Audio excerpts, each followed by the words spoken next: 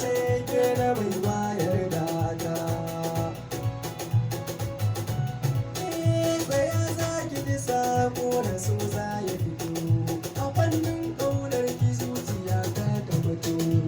Nuna ina sai ki ko ina za na fito, abin da na nema kawai ki karɓa akala.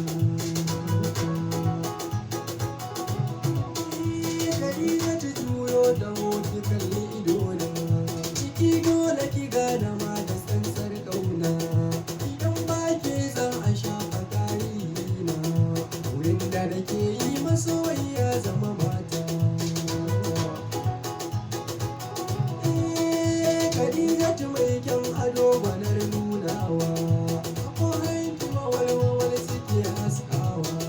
Hali naki yana da kyau ko ba kushewa, shi ya sama da biyo Khadija auta gumma.